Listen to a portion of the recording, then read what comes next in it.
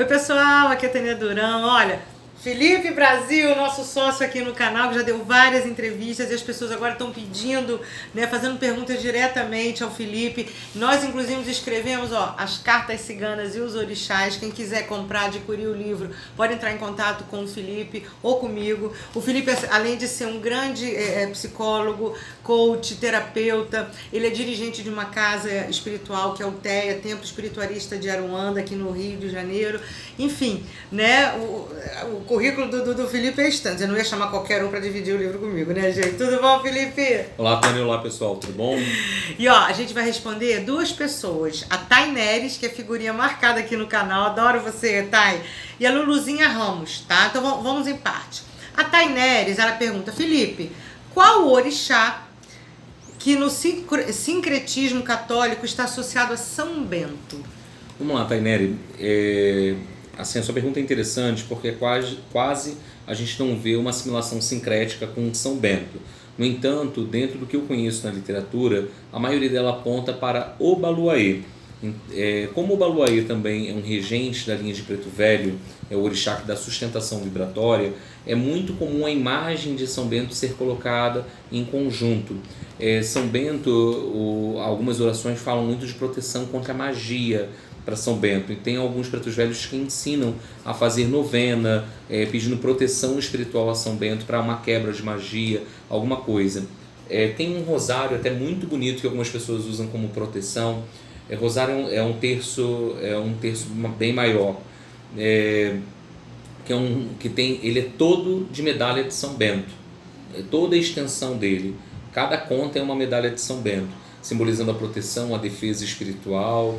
Eu não sei se é o seu santo de devoção, mas vale a pena sempre ter ali uma medalhinha de São Bento. Muita gente usa consigo mesmo. Eu nunca visitei uma casa diretamente que Obaluayê fosse louvado como São Bento, e até mesmo ponto cantado, louvações, cantigas de Umbanda, quase nenhuma tem falando de São Bento. Talvez você tenha visto algo muito pontual. Caso você tenha alguma dúvida mais específica, fica à vontade de mandar, ainda mais que você é sócia do canal também. É super bem-vindo. E aí, Taineres, qualquer coisa, tem no Instagram, @tearuanda, tudo junto, T-E-A-R-U-A-N-D-A, uma coisa só, né? Pode mandar sua mensagem, sua pergunta pra lá, mas faz aqui no canal, porque aí a gente traz o Felipe mais uma vez, tá bom? E vamos lá agora pra Luluzinha Ramos, olha que bacana. Luluzinha Ramos: Felipe, atendimento em casa e como limpar o ambiente após as consultas, para quem não faz parte de uma casa religiosa. Olha que bacana, Luluzinha. Tudo bom, Luluzinha? Vamos lá. É uma pergunta bem delicada que você está fazendo. Primeiro que a gente tem que pensar o seguinte: tem pessoas, o local de atendimento efetivo é num templo. Por quê?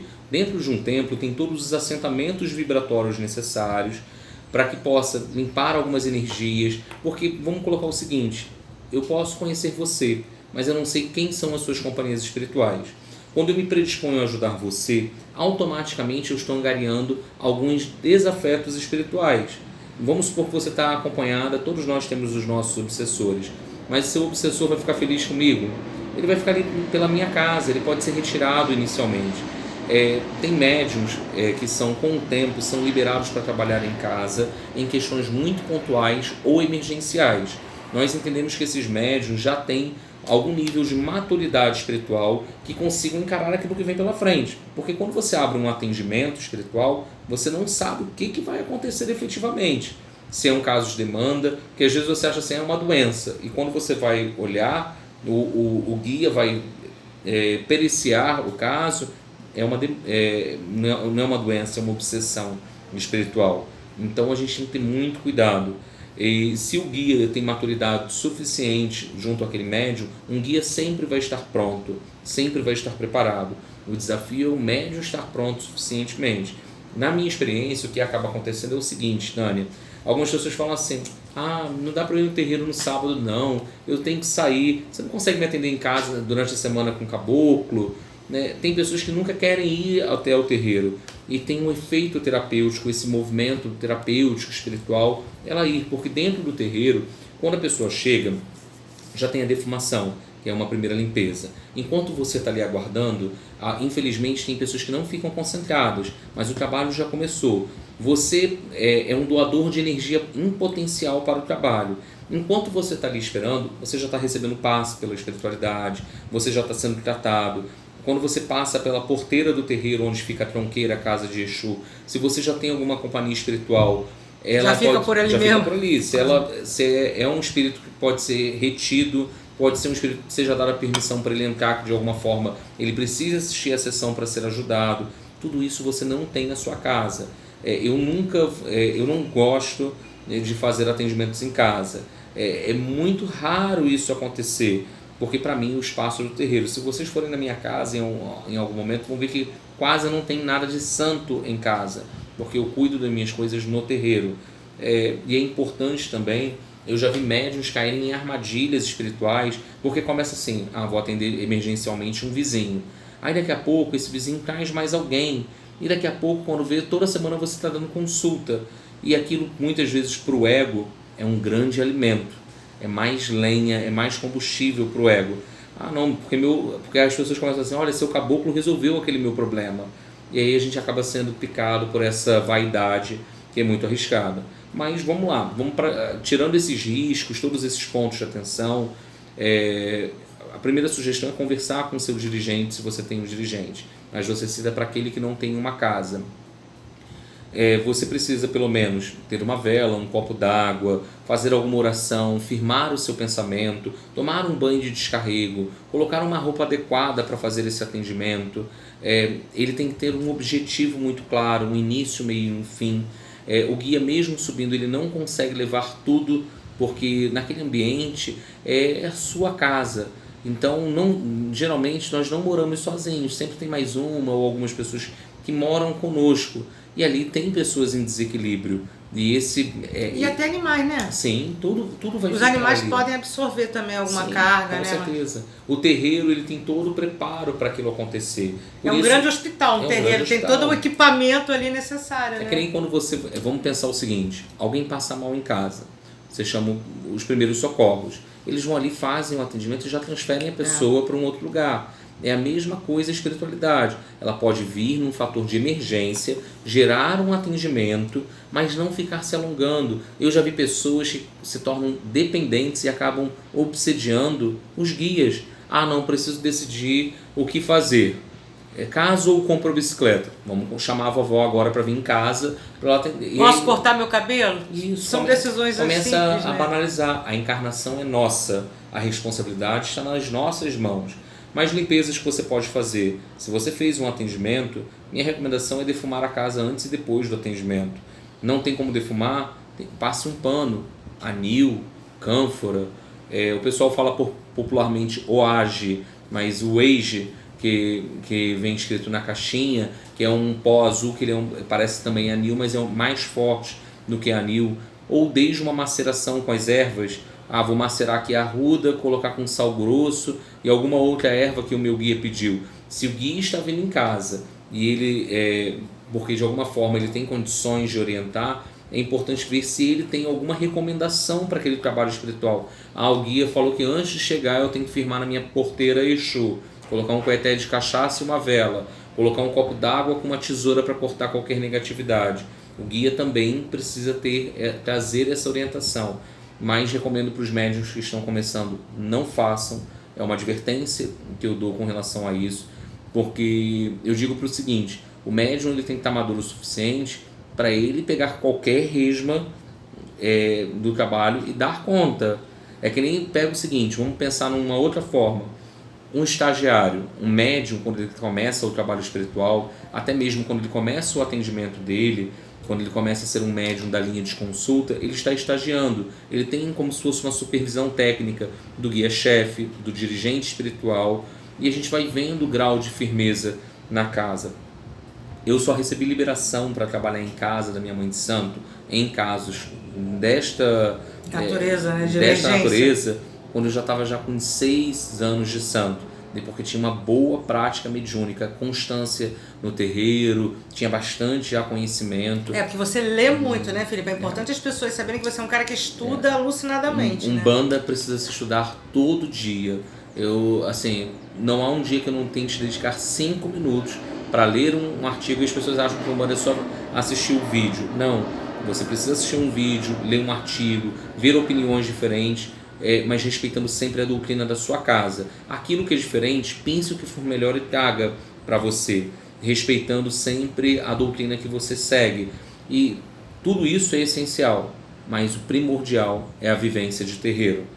Realmente você está madura para fazer esse trabalho? Parece que eu estou sendo um pouquinho chato, um pouco prudente demais. A gente vive num momento que tudo é muito fast, né? Não, eu quero algo, é para ontem. E hoje a gente começa a ver também médiums se formando pela internet direto. E isso é extremamente arriscado, né? Não existe desenvolvimento espiritual à distância. É importante porque a nossa mente prega algumas peças e o guia e aquele médium precisam ser arguídos inicialmente. Qual o fundamento disso? Por que isso está sendo feito? Muitas vezes eu falo para os médiums da casa a qual eu dirijo, tá, desde que tenha fundamento, eu preciso entender. Se eu não entendo, eu pergunto ao guia, meu pai, minha mãe, pode me orientar? O porquê que o senhor trabalha dessa forma? O porquê que é feito isso? Porque um médium precisa de alguém para aparar os excessos. Tudo que é excesso é sobra. Eu tive minha mãe de santo e os guias dela para fazerem isso comigo, e hoje procuro estar muito vigilante comigo mesmo, porque estamos sempre em desenvolvimento espiritual. Não tem assim um médium que concluiu o desenvolvimento espiritual, porque o desenvolvimento é diário. Não adianta... Constante. Com certeza, não adianta eu falar o seguinte, eu estou pronto. Não existe médium pronto. É a mesma coisa, vou falar aqui, vou colocar para a Tânia dividir comigo, um cartomante. Diante de cada jogo, você aprende alguma coisa nova. Às vezes, uma conjugação de cartas não quer dizer algo tradicional, mas vem uma intuição, vem algo diferente, e você precisa respeitar isso. E muito que a gente, pegando esse gancho do cartomante, o que a gente fala para o consulente serve para a gente. Um puxão de orelha, um aprendizado, uma luz. Foi legal você falar isso, porque nós temos responsabilidade kármica com o nosso consulente, sendo ele no terreiro, sendo ele num jogo de carta. Vamos fazer o seguinte, para que eu vou falar para uma pessoa que é minha consulente no terreiro, eu vou falar, olha, seu marido está com uma amante, o que aquela pessoa faz com essa informação? Ela sai dali, ela se joga da ponte, ela está preparada realmente para escutar aquilo? Então todo esse cuidado, porque se aquela pessoa acaba cometendo algo contra si mesma, eu vou responder espiritualmente por isso. Então eu vou ali para ajudar, e eu digo que a pessoa tem que sair de uma consulta igual ou melhor. A pessoa não pode sair pior, por mais difícil que seja algo que você tenha a dizer. Você pode dar um alerta, é um caso de amante, filha, eu estou percebendo uma outra energia, uma terceira energia nessa relação, sugiro que fique atenta, né, que tem alguma interferência, né, assim, isso é importante, de você às vezes falar para a pessoa, né, busque se valorizar mais, porque uma pessoa quando ela está fortalecida, ela lida com qualquer coisa. Não adianta só fazer, vamos fazer um trabalho para separar o seu marido da amante, é o livre-arbítrio dele, se tem amarração ali ou não, ele está implicado na história, mas o que você pode fazer para se fortalecer? Isso sempre. Valorizem, façam as pessoas terem autoconhecimento, promovam o autoconhecimento. Autoestima, pelo amor de Deus. É tudo. Hoje o que a gente vê são muitas mulheres que recorrem se subjugando a uma relação porque acham que não vão conseguir ser felizes. Porque sozinhas. Não conseguem viver uma solidão saudável. Sempre estão reféns de terem relacionamento. Tem mulheres e homens também que não fazem o luto de uma relação para outra. Já emenda na outra. Não, vou esquecer aquele relacionamento já me enfiando em outro. E quando às vezes nem se conhece, não sabe nem o que efetivamente você gosta, você começa a perder sua identidade e viver a identidade do outro. A gente acabou descambando aqui um pouco. Mas é um assunto, merece até um vídeo, né? Só para isso também, né? Com certeza. Então, assim, recomendo que tenha cuidado, Luzinha. Mas se você fizer, faz um defumador na sua casa, toma um banho de descarrego antes e depois, tenha muito cuidado, atenção, porque as pessoas às vezes vão estar querendo apenas usar de você, porque você está com preguiça de ir no terreiro. E se você está com dificuldade em se adequar a alguma casa, corre, gira, como a gente diz, procura, veja. Eu lembro que uma pessoa uma vez veio conversar comigo e ela fez uma lista com as premissas dela para ingressar numa casa. É que nem você, quando você procura um emprego... As regras eram dela, não eram da casa? Ela tinha que casar com ela. Por exemplo, ela tinha vindo de uma casa que as sessões rolavam a madrugada toda. E ela não estava mais disposta a ficar a madrugada acordada. Ela veio perguntar qual horário terminou as sessões. Beleza, ela ticou. Aqui tem estudo? Ela ticou. Ela entendia o que era importante para ela. Aqui tem desenvolvimento espiritual. Bacana. Os trabalhos não são cobrados. Ela queria seguir aquele protocolo, porque senão a gente acaba entrando, quando alguém adentra uma casa espiritual, você acaba estabelecendo uma relação. É uma relação a dois também, e você tem que se respeitar os seus limites. Os limites dela não eram mais virar a madrugada num terreiro de Umbanda, que isso traziam contendas dentro do relacionamento e da vida dela pessoal. E ela não queria, e eu achei ótimo, aquilo foi muito marcante. Então, naquele momento, ela deu match com a casa. Que bacana isso, né? Não, você foi muito além nas respostas, né? Tanto da Taineres, né, que São Bento é sincretizado com o Baluaê, e a Luluzinha é isso, né? Toma um banho de descarrego, pode passar um pano com amônia, não, com amônia também. Amônia, Nil, você falou um outro que eu já não lembro. O Age. Enfim, olha quanta coisa aí. Gente, se vocês quiserem mais perguntas aqui pro Felipe, ele vem de bom coração, de bom grado. Olha, isso aqui é uma enciclopédia, o Google, né? O ambulante, né? E eu queria avisar pra vocês do dia 14 de março, gente, uma festa maravilhosa que vai ter lá uma feira holística, né, Felipe? Pessoal, dia 14 de março, nós vamos ter a 7ª edição do Encontro Holístico de Itaipuaçu. É um encontro de saberes, onde de 10 da manhã até as 8 da noite, de 1 em 1 hora, haverá uma palestra. A entrada do evento é 1 quilo de alimento não perecível, no qual é revertido para o nosso projeto social, e todo o excedente são enviados para outras casas, de outros segmentos religiosos, para um asilo, para um orfanato, porque o que importa é ajudar. Além disso, no dia do Encontro Holístico, nós vamos ter vários oraculistas, como baralho de Maria Padilha, baralho cigano, vários tipos de tarô, baralho de Seu Zé, baralho de Dona Sete. Vamos ter cafeomancia, leitura da borra do café, litomancia, que é a leitura de cristais, mapa astral, bioeletrografia acontecendo, cones hindus, que é uma terapia super interessante, né? Massagens relaxantes, iridologia, que é a leitura da íris. Então tem muita coisa com valor super acessível de R$50, caso você queira fazer algum atendimento. E além disso, vamos ter vários expositores. Caso você queira expor conosco, basta entrar em contato com a nossa página Templo Espiritualista Aruanda pelo Facebook. Nós ainda temos vagas para expositores. E também vem participar, vem conhecer. A renda levantada nesse evento, ela é para as obras e construção e manutenção do templo. Uma casa de Umbanda, se é Umbanda, não cobra por nada. Não cobra por trabalho espiritual, por aconselhamento, nada disso. É uma casa de caridade, mas os guias não materializam dinheiro.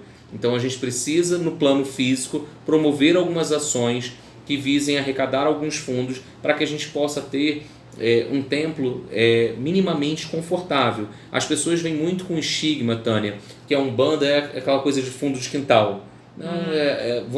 Não podemos ter algo um pouco melhor, receber melhor, ter cadeiras para as pessoas sentarem, proteger as pessoas do templo, precisa ter ventilador. A gente vive num calorão. Então vai lá conhecer o templo, conhece o nosso trabalho.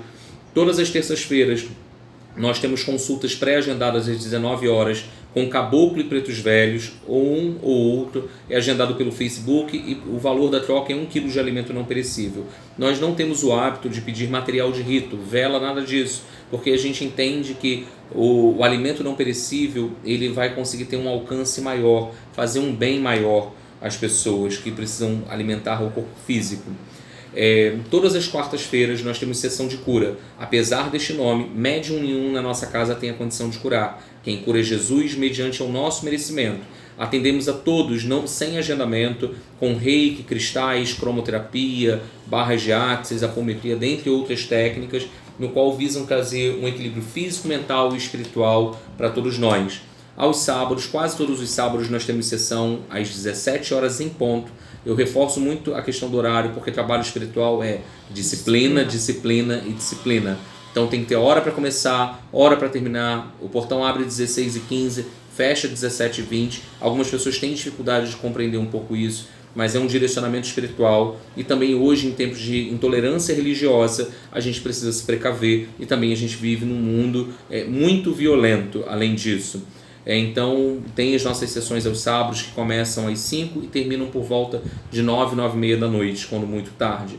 Convido vocês a conhecerem o nosso trabalho, nossas redes sociais, facebook.com/TeiaRuanda ou @TeiaRuanda no Instagram. Segue a gente por lá, tem vídeos dos trabalhos, tem os nossos esquentas, que são antes das sessões começar, a gente faz algumas cantigas. E também no dia do encontro holístico, assim como as demais palestras que nós temos, elas são transmitidas ao vivo pelas nossas redes sociais.